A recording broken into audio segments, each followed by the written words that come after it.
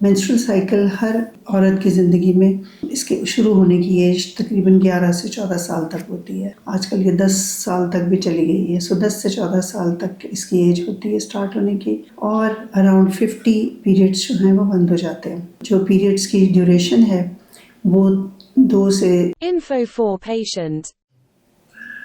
السلام علیکم، میں ڈاکٹر لبنہ جاوید ہوں. انفو فار پیشنٹ کے فورم سے میں آپ سے بات کر رہی ہوں. میں professor of obstetrics and gynaecology ہوں اور Omar hospital and cardiac centre Johar town Lahore میں پریکٹس کرتی ہوں. آج ہم جس موضوع پہ بات کریں گے وہ گائنی کا ایک بہت کامن سا ایشو ہے. بہت سی خواتین ہمارے پاس اس مسئلے کے ساتھ آتی ہے. ہم بات کریں گے آج ماہواری کی کامن جو پرابلمس ہیں. ہمارے پاس آؤٹ ڈور میں اور ہاسپٹل ایڈمیشنس بھی جو ہوتے ہیں ان میں سے میجورٹی پیشنٹس کو پیریڈس کے ایشوز ہوتے ہیں. اس سے پہلے کہ ہم اس بارے میں بات کریں، لیٹس ٹاک اباؤٹ کہ پیریڈس کا سائیکل کیا ہوتا ہے، جس کو ہم مینسٹرل سائیکل بھی کہتے ہیں. مینسٹرل سائیکل ہر عورت کی زندگی میں اس کے شروع ہونے کی ایج تقریباً 11 سے 14 سال تک ہوتی ہے. آج کل یہ 10 سال تک بھی چلی گئی ہے. 10 سے 14 سال تک اس کی ایج ہوتی ہے اسٹارٹ ہونے کی، اور اراؤنڈ 50 پیریڈس جو ہیں وہ بند ہو جاتے ہیں. جو پیریڈس کی ڈیوریشن ہے وہ 2 سے 7 دن تک ہو سکتی ہے، لیکن اس میں اگر 7 دن سے یا 8 دن سے زیادہ ہو تو وہ پھر اب نارملٹی میں چلا جاتا ہے. اور پیریڈس آفٹر ایوری 28 ڈیز ہوتے ہیں، بٹ اس کو ہم نارمل ویلیو ہے، بٹ رینج 21 سے لے کے 5 ڈیز تک اگین یہ نارمل میں فال کرتا ہے. ہمارا جو مینسٹرل سائیکل ہے وہ انڈر کنٹرول آف ہمارے ڈفرینٹ باڈی کے ہارمونس کے زیر کنٹرول ہوتا ہے، جو کہ ہمارے برین سے شروع ہوتے ہیں. برین میں ہائپوتھیلمس ہارمون سیکریٹ کرتا ہے جو کہ ایفیکٹ کرتا ہے پیچوٹری کے اوپر، جو بھی وہ بھی برین میں پایا جاتا ہے. اس کے بعد پیچوٹری سے جو ہارمون ریلیز ہوتے ہیں FSH اور LH، وہ ایفیکٹ کریں گے اووری کے اوپر، اور اووری ہارمون پروڈیوس کرے گی first phase of menstrual cycle میں ایسٹروجن، اور سیکنڈ فیز میں پروجسٹرون. اب ان دونوں ہارمونس کے زیر اثر یوٹرس کی لائننگ جو ہے، انٹرنل لائننگ جس کو ہم اینڈومیٹریم کہتے ہیں، وہ گرو کرنا اور تھک ہونا شروع ہو جاتی ہے. ایگ ریلیز ہوتا ہے، اور اس کے ساتھ یہ پریپریشن ہوتی ہے پریگننسی کے لیے. اگر تو پریگننسی ہو جاتی ہے تو وہ دوسرا سلسلہ چلتا ہے، ادروائز ایگ جو ہے وہ ڈی جنریٹ ہو جاتا ہے، ہارمونس کی سپورٹ ختم ہو جاتی ہے ایسٹروجن پروجسٹرون کی، اور جو یوٹرس کی اینڈومیٹریم ہے وہ شیڈ کر جاتی ہے، جس کو ہم مینسٹرل فیز کہتے ہیں، اور یہ پیریڈس کا ٹائم ہے. اب پیریڈس کے ساتھ ہی اس بلڈ میں اور یوٹرس کے سے کچھ کیمیکلز ریلیز ہوتے ہیں جیسے کہ پروسٹاگلینڈنز، وہ یوٹرس کو کنٹریکٹ کراتے ہیں، جس سے کہ یوٹرس اس بلڈ کو باہر نکالتا ہے، اور ساتھ ساتھ وہ بلڈ خون کی نالیوں کو بھی ڈائلیٹ کرتے ہیں، جس سے خون پتلا ہو جاتا ہے اور یوٹرس سے باہر نکل جاتا ہے، اور اس کے ساتھ ہی پھر نیا فیز سٹارٹ ہو جاتا ہے. اس طرح سے یہ مینسٹرل سائیکل چلتا ہے.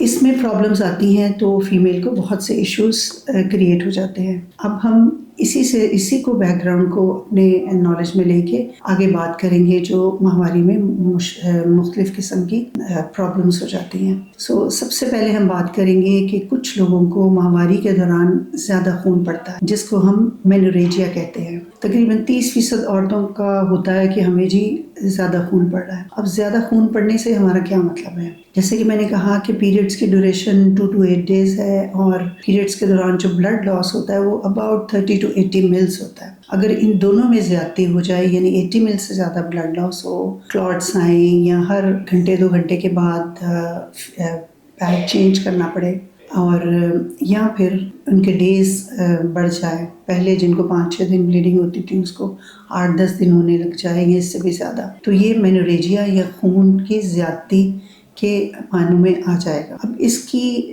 ڈفرینٹ وجوہات ہوتی ہیں، اور ان وجوہات میں یہ ساری جو ہم نے بھی باتیں کی کہ ہمارے یہاں کنٹرول کیسے ہوتا ہے اس سے ریلیٹڈ ہوتی ہے.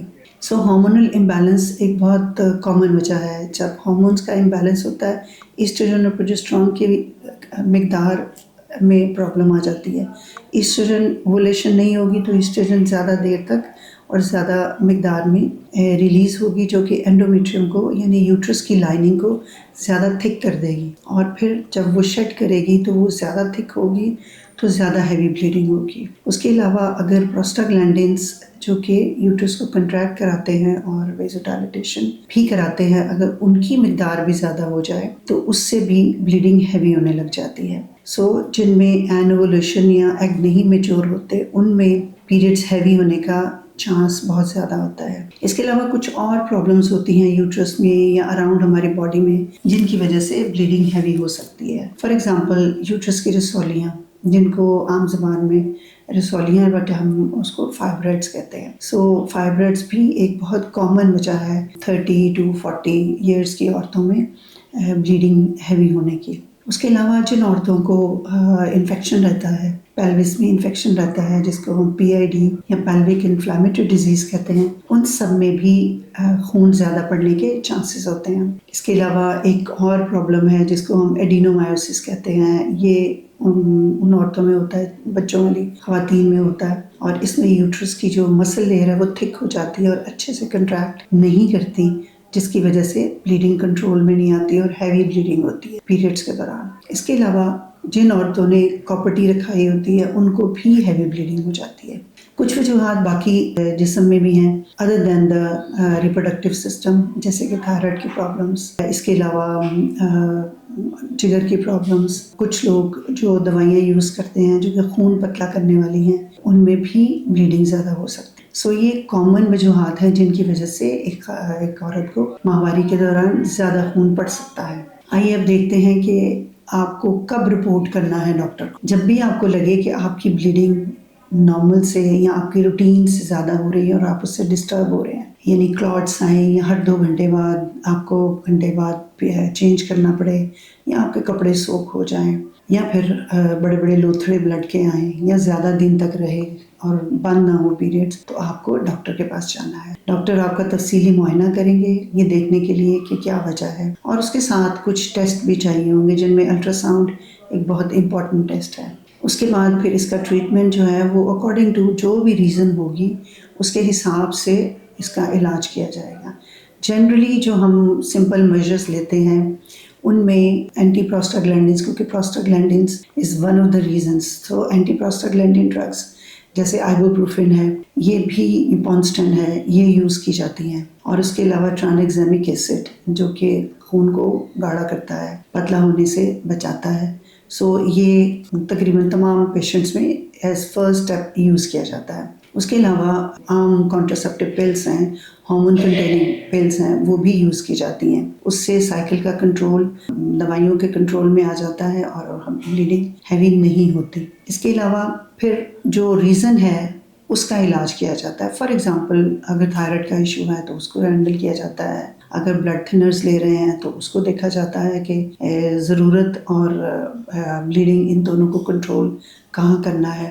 اگر فائبرائڈس ہیں تو اس کے ڈفرینٹ علاج کے طریقے ہیں، مے بی سرجری کی ضرورت ہے تو وہ کی جاتی ہے. اسی طرح جن کو پیلوک انفلیمیٹری ڈیزیز ہے ان کا انفیکشنز کا antibiotic and other treatments جو بھی ریکوائرڈ ہوتے ہیں کیے جاتے ہیں.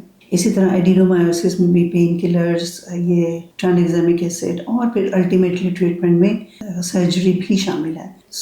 اس طرح سے ہیوی بلیڈنگ جو ہے اس کو ڈائگنوز اور اس کا ٹریٹمنٹ کیا جاتا ہے. امید ہے یہ آپ کو ہیوی بلیڈنگ کے بارے میں آپ کے ذہن میں جو کوشچنز ہوں گے ان کے آنسرز ہو گئے ہوں گے.